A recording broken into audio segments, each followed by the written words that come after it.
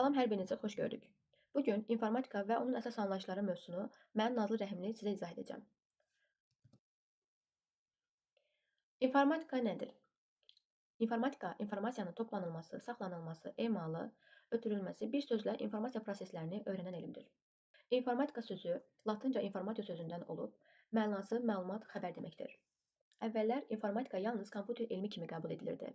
Amma bugün informatika daha geniş sahəni əhatə edir. Yəni, insan informasiya və texnologiyanın qarşılıqlı əlaqəsini öyrənir. İnformatika bizə nəyi öyrədir? İnformasiya necə toplamaq lazımdır? Onu necə saxlamaq və emal etmək, həmçinin proqramlar və alətlər vasitəsilə onu necə ötürmək və necə istifadə etmək lazımdır, onu öyrədir. Verilən nədir? Verilənlər informatikanın xammalıdır.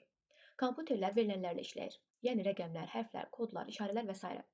İnsan bu verilənləri dəyərləndirdikdə və mənalandırdıqda onlar informasiya çevrilir. Sadə dillə desək, verilənlər məlumatın ilkin formasıdır. İnformasiya nədir? İnformasiya ətraf aləm, hadisə və obyektlər haqqında insana yeni bilik verən bir məlumatdır. Hər gün biz çoxlu informasiya alırıq. Məktəbdə, evdə, televizorda, telefonda, internetdə.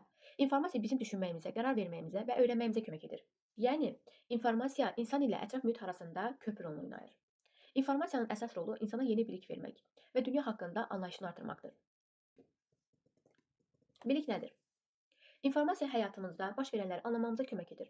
Amma informasiya təkcə bilmək deyil, onu başa düşmək, əlaqələndirmək və istifadə etmək lazımdır. Bilik əldə etdiyimiz informasiyanı düzgün başa düşmək və ona əsasən qərar vermək bacarığıdır. Yəni informasiya bir xəbərdir. Bilik isə o xəbəri necə istifadə etməyi bilməkdir. Verilən informasiya və bilik. Yəni hər şey verilənlərdən başlayır. Emal olunduqdan sonra informasiya olur, insan onu dərk etdikdə isə bilik halını alır. Belə bir nümunə göstərmişik. Verilən olaraq 100 dərəcə Selsius ifadəsi vermişik. Bu bir sadəcə rəqəm ifadəsidir. Bizə heç bir məlumat vermir.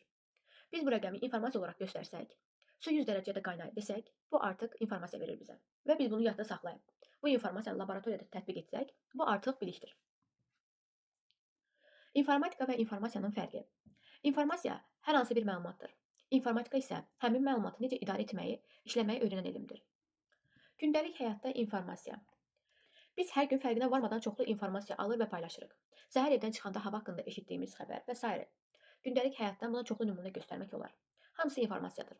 İnsanların bir-biri ilə ünsiyyətlərində ən çox səs informasiyası iştirak edir. İnsanlar informasiyanı hiss etmə orqanları ilə alıb və ya ötürə bilirlər. Hiss etmə orqanları bunlardır: gözlər, qulaqlar, dil, burun və dəri. Bu hiss etmə orqanlarının köməyi ilə insan ətraf mühit haqqında informasiya alır. Bu duyğu üzvlərinə uyğun olaraq qəbul olunan informasiya 5 növ ayrılır: vizual, səs, qoxu, dad və taktil informasiya. Kompüterdə informasiya. Kompüterlər gündəlik həyatdan fərqli olaraq informasiyanı rəqəmlərlə qəbul edir. İnsanın səsi, şəkil, video və ya mətn kompüterə daxil olanda bu məlumatlar rəqəmsallaşdırılır və sistem tərəfindən başa düşüləcək formaya, yəni ikili koda çevrilir. Kompüter informasiyanı yadda saxlayır, istədiyimiz vaxt emal edir və nəticəni ekranda və ya çapda internet vasitəsilə bizə çatdırır. Məsələn, Word proqramında hazırladığımız yazı kompüterdə 0 və 1-lər şəklində kodlaşdırılır. Eyni zamanda internetdə video işləyəndə kompüter həmin videonun rəqəmsal məlumatlarını emal edərək ekranda göstərir. Nəticə olaraq gündəlik həyatda informasiya daha çox insanlar arası ünsiyyət vasitəsilə baş verir.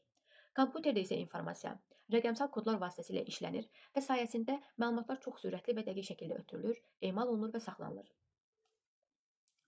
Bugünkü mövzu haqqında verəcəyim məlumat bu qədərdir. Növbəti videoda görüşənədək. Hələlik.